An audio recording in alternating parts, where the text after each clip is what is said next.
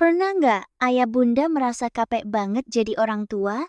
Ngerasa kok anak orang lain kayaknya normal semua, sementara kita dikasih jalan yang jauh lebih berat? Hari ini, aku mau cerita tentang seorang anak bernama Rick Hoyt dan ayahnya, Dick Hoyt. Kisah ini bukan cuma soal lari dan lomba. Ini tentang bagaimana seorang ayah menolak menyerah pada nasib anaknya. Awal yang berat. Rick lahir tahun 1962. Saat proses melahirkan, tali pusarnya melilit leher dan bikin otaknya kekurangan oksigen. Dokter bilang Rick mengalami cerebral palsy. Jarak tubuhnya terganggu, dia nggak bisa berjalan, nggak bisa bicara seperti anak lain. Kalimat yang keluar dari mulut orang dewasa, waktu itu kurang lebih begini. Anak ini nggak akan pernah bisa hidup normal. Lebih baik dimasukkan ke panti perawatan saja. Bayangin, ayah bunda, baru saja punya bayi, tapi sudah disarankan untuk dititipkan selamanya dan seolah-olah dilupakan. Tapi orang tua Rick, Dick dan Judy tidak tega dan tidak setuju. Mereka bawa Rick pulang. Mereka putuskan, ini anak kami. Apapun kondisinya, dia tetap bagian dari keluarga. Ternyata anaknya paham. Walaupun tubuhnya kaku dan gak bisa bicara, orang tuanya mulai sadar sesuatu. Setiap kali diajak ngobrol, mata Rick mengikuti. Mimik wajahnya berubah, responnya nyambung. Pelan-pelan mereka sadar, di dalam tubuh yang tidak bebas bergerak itu, ada otak yang sadar dan cerdas. Beda banget dengan vonis orang-orang di awal, Ding.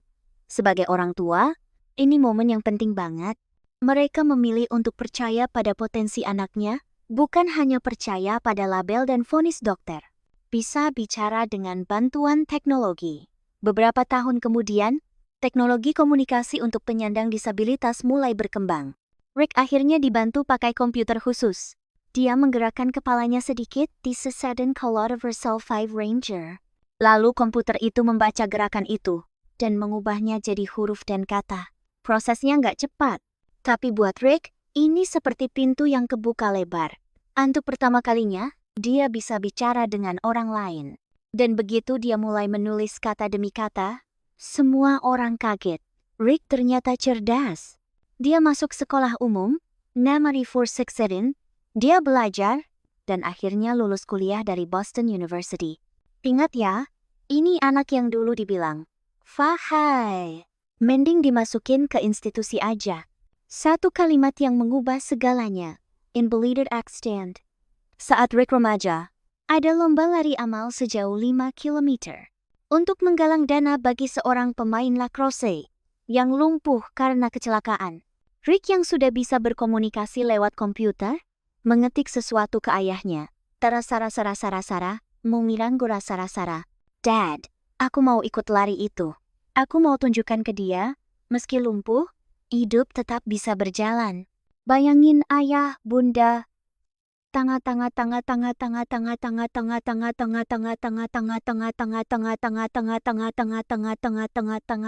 anak yang gak bisa jalan, justru mau ikut lomba lari untuk menyemangati orang lain yang lumpuh.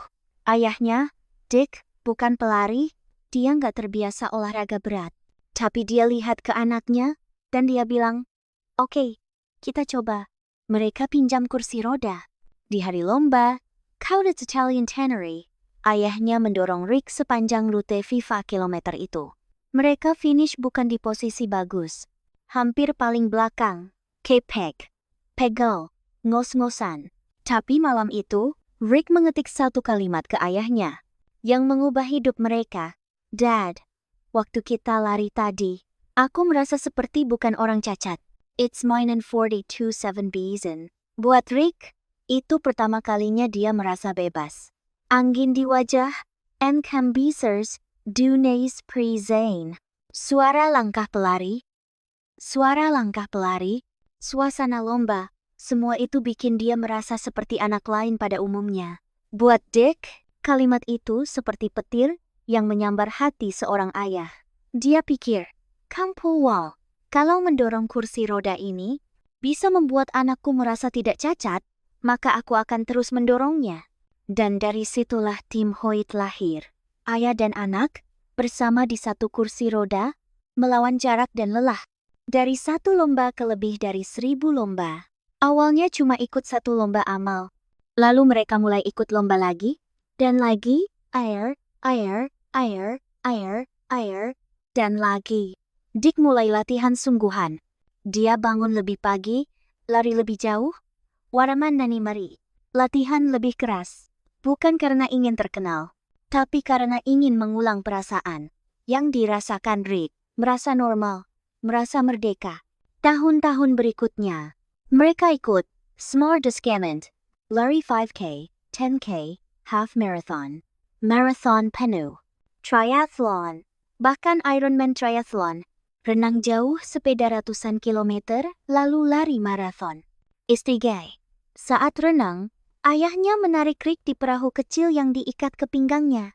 Saat sepeda, Rick duduk di kursi khusus di depan sepeda. Garis Farday. Saat lari, Rick duduk di kursi roda balap, ayahnya mendorong. Data singkat Tim Hoyt. Lebih dari 1 mil 100 lomba, puluhan marathon, ratusan triathlon, berkali-kali ikut Boston Marathon. Banyak pelari sehat saja, gak sanggup melakukan apa yang mereka lakukan. Tapi di balik semua angka itu, ada inti yang sederhana.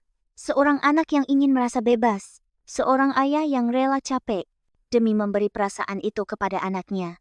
Kalau ayah bunda lagi dengar ini, mungkin hidup tidak seberat Rick. Tapi, mungkin kita juga punya perlombaan masing-masing. Anak yang nilainya gak sebagus teman-temannya.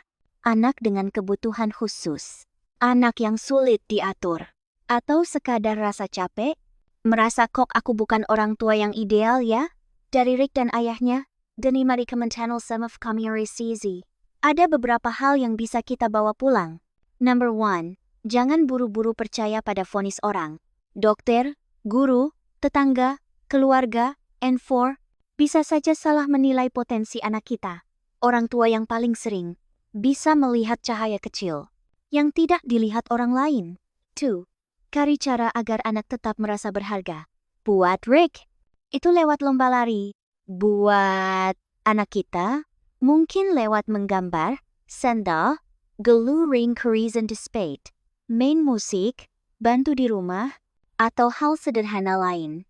Yang penting, mereka merasa, aku juga bisa, aku juga berarti. 3, cinta orang tua bisa jadi mesin yang luar biasa. Dick bukan atlet, tapi demi anak, dia berubah. Berapa banyak hal yang bisa kita ubah dalam hidup, kalau motivasinya adalah, ini demi anakku. 4, proses lebih penting daripada posisi. Tim Hoyt seringkali bukan juara pertama, tapi mereka juara di mata ribuan orang yang nonton mereka di garis finish. Kadang, tugas kita sebagai orang tua bukan bikin anak nomor 1, tapi menemaninya sampai garis finish. Versinya sendiri, Rick dan ayahnya sekarang sudah tiada, tapi kisah mereka masih hidup di hati banyak orang tua di dunia. Setiap kali ada orang tua yang merasa lelah, merasa gagal, Alaval free 9-way Shaden bid. Kisah ini seperti bisikan lembut. Kamu gak sendiri. Jalanmu memang berat, tikan tanaman-tanaman jalanmu memang berat, tapi kamu bisa. Kalau hari ini, ayah bunda lagi ngerasa kewalahan dengan peran sebagai orang tua, ingatlah Rick dan ayahnya. Anak yang dulu divonis tidak bisa apa-apa, ternyata punya potensi besar. Ayah yang tadinya orang biasa, bisa berubah jadi begitu kuat ketika tujuannya adalah membuat anaknya merasa tidak sendirian. Dan mungkin di rumah kita masing-masing, kita juga sedang membangun Tim Hoyt versi kita sendiri. Ayah, ibu dan anak-anak yang berjalan pelan, sering jatuh bangun, tapi tetap maju bersama.